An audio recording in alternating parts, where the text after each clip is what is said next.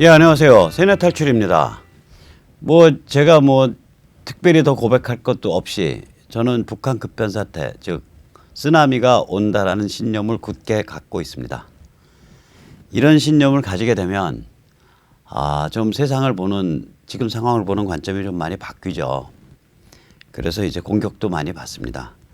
우리 세뇌 탈출 열심히 보시는 시청자님들도 의심이 스스로 들든지 혹은 그런 공격을 받든지 이런 경우가 많을 것 같습니다.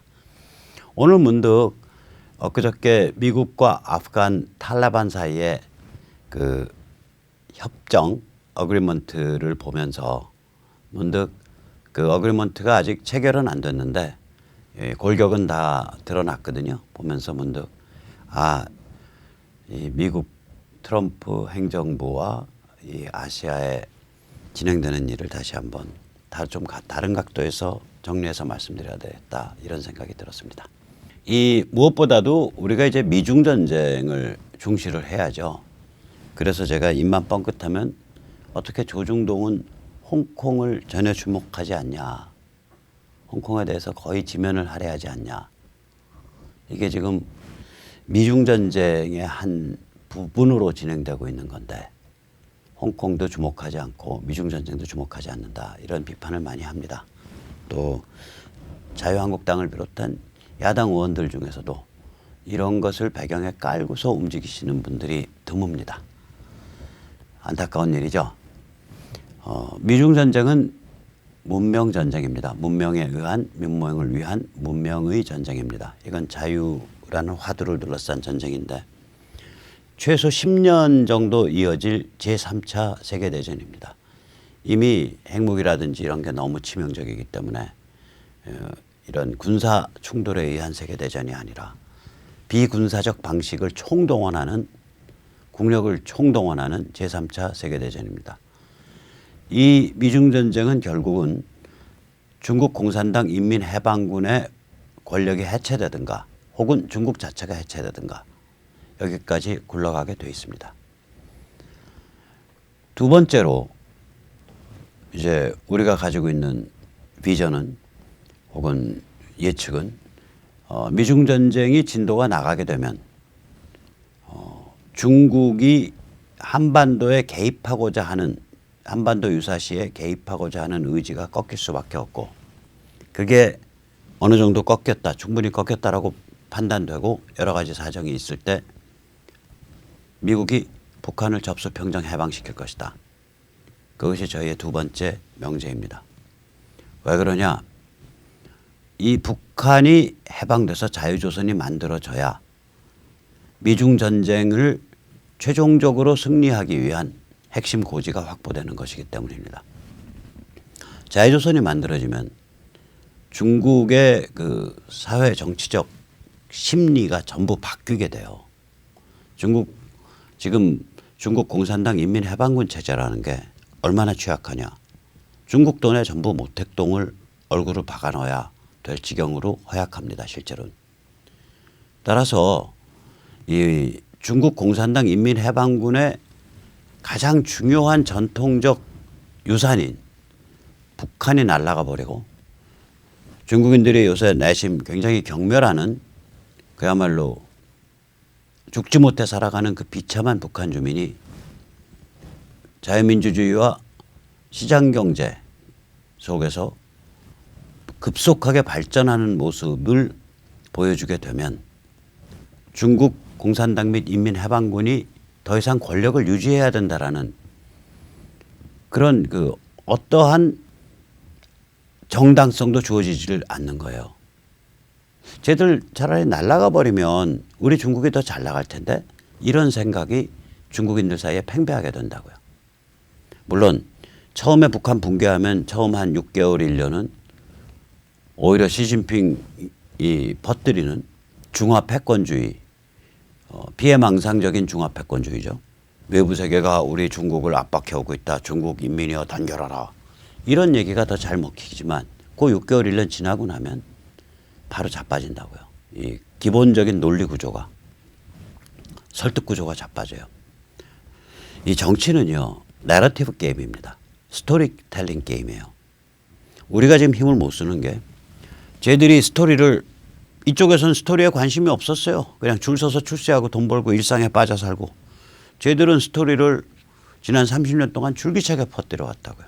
대한민국은 미제의 반식민지이고 여기는 친일파가 세워서 친일파가 지배해온 나라고, 그 다음에 여기는 온갖 사회 모든 곳에 차별과 불평등이 만연되어 있고, 이런 그 세계에 대해서 굉장히, 세상에 대해서 굉장히 부정적 관점을 가지는 그런 내러티브, 그런 스토리를 만들어서 그걸 이제는 유치원생이 보는 스토리북까지 전부 만들어서 퍼뜨려 왔다고. 얘들이 이 운동권 출신 세대가 사회 전면을 장악하게 되면서 지난 30년 동안 그 일이 벌어져 온 거예요.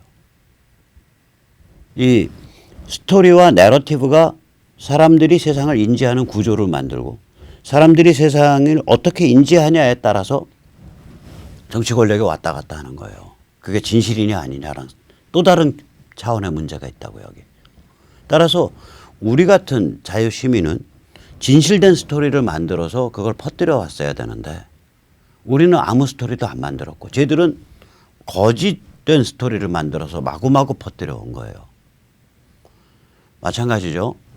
지금 중국 인민에게, 중국 사람들에게 중국 공산당과 인민해방군은 지금 우리 공산당의 지도 아래 중국 인민이 위대한 중국을 만들기 위해서 나아가고 있다. 그런데 미국을 비롯한 외부 세계가 우리를 부당하게 박해한다. 우리를 시샘하고 우리를 못 살게 굴고 있다.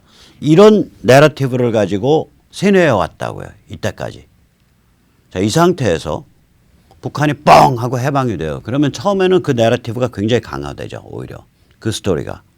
그러나 북한 사람들이 자유민주주의와 세계시장을 향해서 급속하게 번영하는 모습을 보여주게 되면 한 1년 후에 2년 후에 북한 급변 사태 후에 이게 미중전쟁 승리를 위한 핵심 고지가 되는 거예요. 심리적, 정치 심리적, 사회 심리적, 군사적 고지이기도 하지만. 자, 그리고 이제 우리의 세 번째 비전, 세 번째 생각은 뭐냐. 북한의 급변 사태가 일어나면, 평양이 붕괴하면 한국 정치에 쓰나미가 발생할 수밖에 없다라는 얘기예요.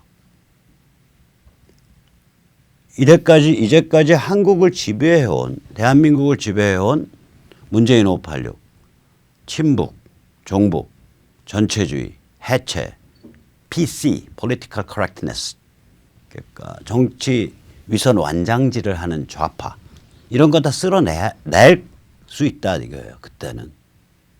따라서 그거 쓸어내기 위한 씨앗을 지금 잘 만들면 그 씨앗이 평양 붕괴 이후에 급속하게 양적으로 팽창하면서 이들을 쓸어내고, 다른 한편으로는 자유민주주의를 떠받치고 운영하는 자유시민의 네트워크를 전국에서 수십만 이렇게 급속하게 불려나갈 수 있을 것이다. 이게 이제 대충 우리의 신념이라고요.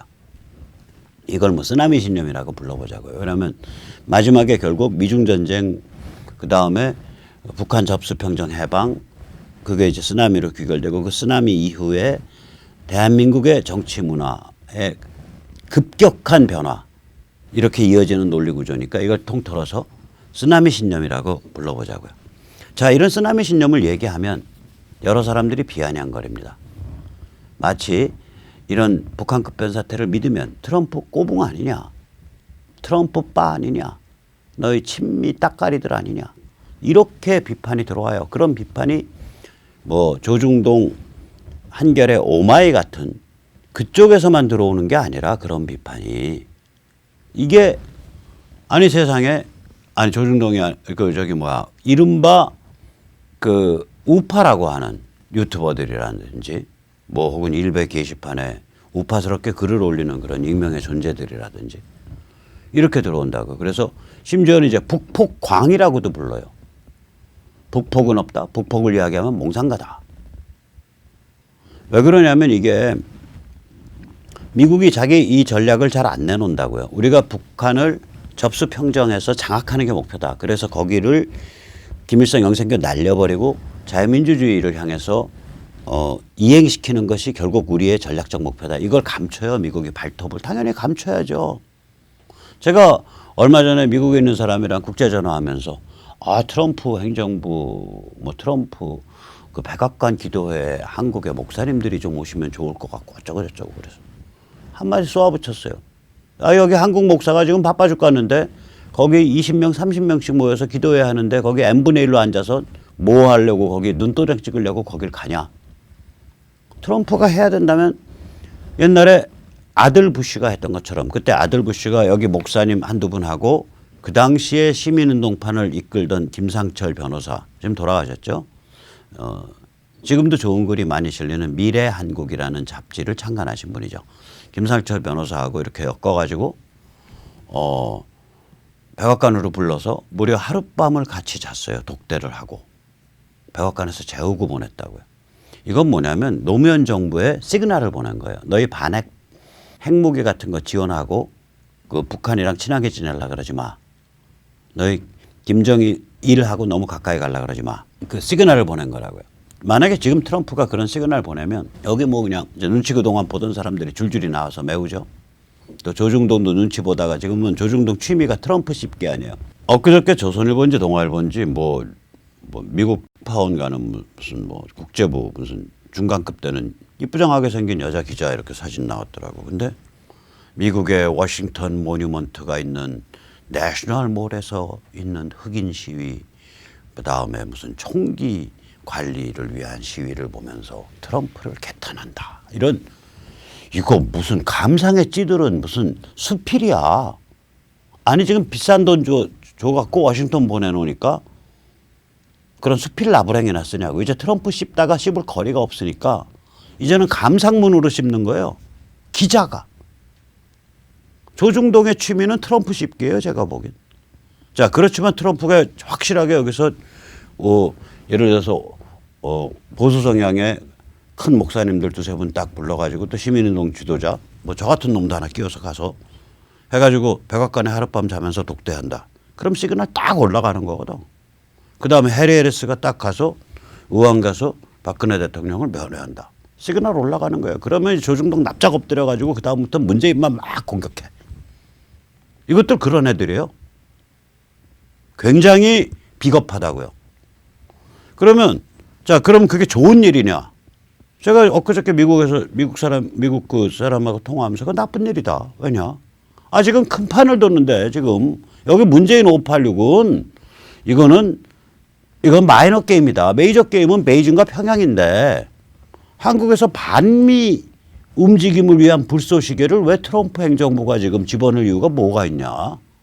우리 아는 척도 하지 마라. 우리 돕지도 마라. We don't need your help. 우리 너희들 도움 필요 없어. 쓰나미 전에는 너희들이 여기서 반미를 부추길 만한 그 거리를 주지 않아야 되니까 쓰나미 전에는 미국이 우리를 도울 필요가 없고 쓰나미 이후에는 댐이 터져가지고 지금 경유가 쏟아지고 있는데 미국 도움 없어도 우리가 클 거고 어차피 미국이 우리가 도울 필요 없다 이거예요. 그래서 트럼프 꼬붕이란 말이 안 되는 소리죠. 그 다음에 두 번째로 제일 중요한 게 뭐냐면 저보고 북폭광이라고 불러요. 어떤 사람들이 우파에 있다는 사람들이. 그래서 첫째 저는 북폭을 별로 얘기를 안 해요. 북폭은 컨틴전시조차도 아니에요. 북폭이라는 건 핵과 뭐 이런 데만 핵심적으로 때리는 걸 얘기하거든요. Precision Surgical Strike. 부분적인 정밀 외과 타격을 우리가 폭격이라 그런단 말이에요. 이건 북폭이 아니에요. 이런 군사행동이 일어나면요. 북한에 대한 전면적 침공 접수 평정입니다. 그게 컨틴전시 1이에요. 컨틴전시는 경우의 수. 컨틴전시 2는 뭐냐. 김정은이 죽지 않으려고 나라 팔아먹고 튀는 거. 컨틴전시 3은 뭐냐.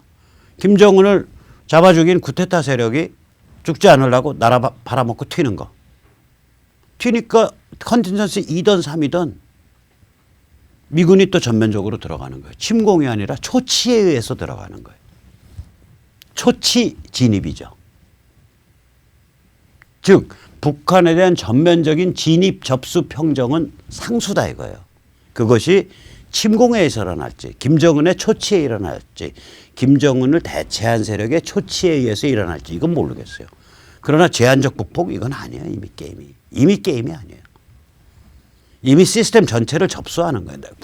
인민 전체를 2,500만 명 전체를 접수하는 거라고 미국이.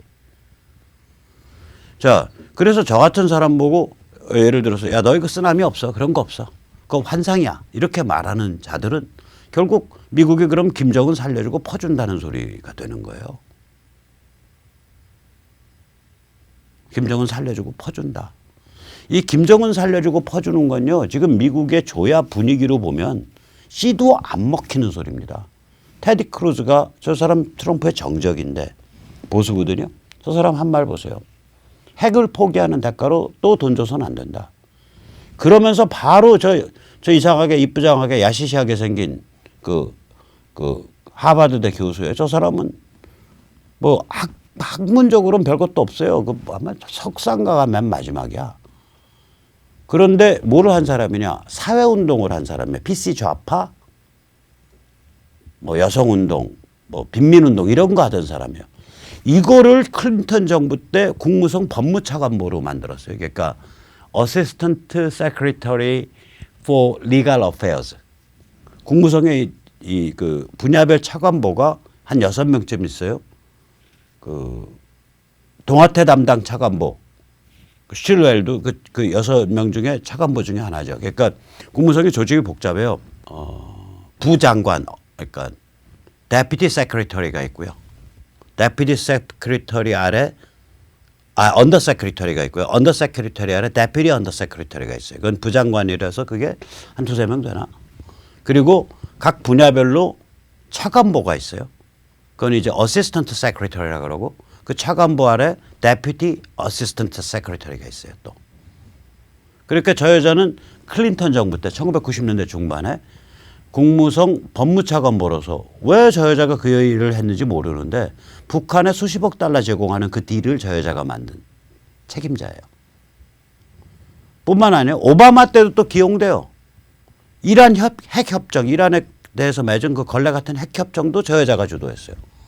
그러니까 이해가 안 가는 게 PC 좌파, 여성운동, 빈민운동 이런 시민운동 하던 사람의 미국의 가장 핵심적인 국가 안보 전략을 다루는 내 책임자를 한 거예요. 실제로는 핵심 디자이너를 한 거예요. 이 정도로 미국이 개판이었다고요. 거기에 줄 서 갖고 까불어 봐야 뭐 하냐고. 그래서 이게 우리가 무슨 얘기냐면 지금 미국이 절대로 지금 트럼프 행정부의 미국은 김정은 살려주고 퍼주는 거 이런 거 없어요. 거기 지금 라인업 보세요. 무시무시하잖아요. CIA에는 그 독사라고 불리는 지나 하스페리 국장이고 그다음에 여기에는 사상적으로 중무장되어 있는 폼페어가 장관이고 그 밑에 동아태 담당 차관보는 군사정보통 최강의 군사정보통 군사전략정보통인 데이비드 슈틸렐이 동아태 담당 차관보고 한반도 그 미국 쪽 협상 대표는 동구권 몰락과 소련 붕괴 때 현장에서 그 작업을 참여했었던 스티브 비건이 한국 담당 총대빵이잖아요. 협상 대빵. 이런 라인업이 이게 무슨 의미인지 백악관에는 매파 중에 매파인 존 볼턴을 데려다 놨고 그걸 뒷받침하는 그 사납고 영민한 사자 같은 어린 사자들 30대 전문가들 쫙 포진해 있고 이런 구조구들이 지금 이 구조에서 김정은 살려주고 돈 퍼줘서 웬디 셔먼 같은 짓을 트럼프가 저질러요. 웃기는 얘기예요. 그런 일 없어요. 따라서 미국에 의한 북한의 전면적 진입 접수 평정은 상수입니다. 저건 이제 그 길로 가는 거예요. 저거. 그 길이 전면적 침공에 서 일어날지 김정은이 이완용과 고종이 했듯이 나라를 팔아먹고 튀는 방식으로 일어날지 혹은 김정은을 잡아 죽인 쿠데타 세력이 나라를 팔아먹고 튀는 방식으로 일어날지 그거는 컨텐전스의 경우의 수지만 어느 경우든 미국에 의한 전면적 진입 접수 평정은 반드시 일어납니다. 그게 저희의 신념이죠. 자 이렇게 말을 해놓고 보면 야 그럼 너희가 트럼프 꼬붕이냐 뭐 이런 소리 할 수도 있어요. 상대방은 그런 소리를 하고 있어요. 오케이. 거북이든 아니든 그런 상대방한테 우리가 해줘야 될 말이 있어요. 야, 미중 전쟁의 본질을 좀 봐봐. 미중 전쟁의 본질을.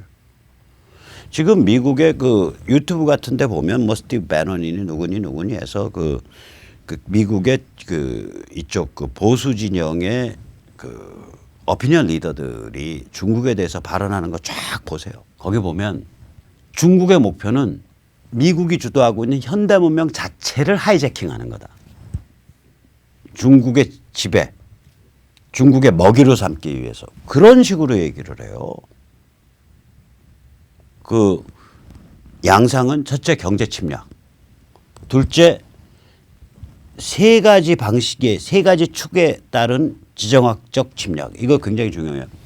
보통 지정학적인 그런 그 침략을 할 때 세 루트가 있다 그래요. 하나는 해상 루트 요충지를 먹는 거. 이걸 초크 포인트 시큐어링이라 그래요. 초크 포인트를 확보하는 거. 초크 포인트는 뭐냐면 예를 들어서 누구랑 싸울 때 여기 팍 치면은 숨 막히잖아요. 숨 막혀서 캑캑거리고 뻗잖아요.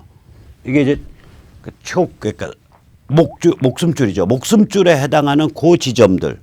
해상 루트의 그 지점. 해상 루트 요충지죠. 말레카 해협. 그걸 둘러싼 말레이 반도 남단 혹은 인도네시아. 그 다음에 인도양으로 쭉 넘어가서 저 벵글라데시와 미얀마 그 움푹 들어간 데. 그 다음에 인도 아래쪽으로 돌아가기 위한 스리랑카. 인도를 쭉 타고 넘어가서 파키스탄과 이란. 그럼 호르무즈 초크 포인트 딱 정확했죠. 그 다음에 사우디아라비아 반도 이렇게 쫙 돌아가서 예멘. 그 다음에 예멘에서 홍해를 건너가지고 지부티. 그러면 홍해를 장악했죠.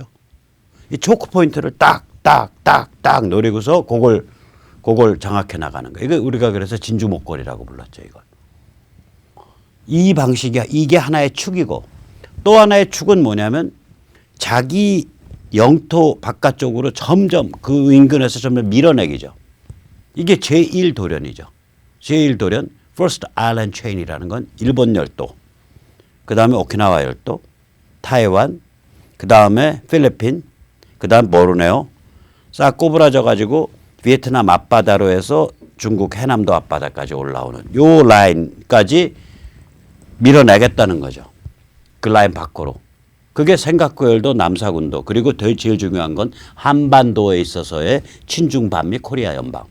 한반도에 친중반미 코리아 연방이 들어서고 대만의 친중 정권을 들어서면 대만 지금 테르구오 내세워서 친중 정권 만들려 그러다가 홍콩 사태 때문에 테르구오가 뜨지도 못하고 깨우락지돼 버렸잖아요. 그 테르구오가 중국 공산당이 내세워서 길러준 사업가로서 대만 출신 사업가인데 애플의 아이폰을 만드는 팍스컨의 설립자고 오너 아니에요. 무시무시한 놈이거든. 그거 내세워서 대만을 친중 빅 비즈니스맨이 나서서 제가 대만을 이제 확실하게 발전시키고 잘 사는 나라로 만들겠습니다. 이래가지고 중국 후광 없고서 대만 먹어버리면 그리고 한반도의 친중반미 코리아 연방이 되면 중국에서는 어디까지 오냐면 중국 러시아 비행기가 뜬 울릉도와 독도 중간선까지 오는 거예요.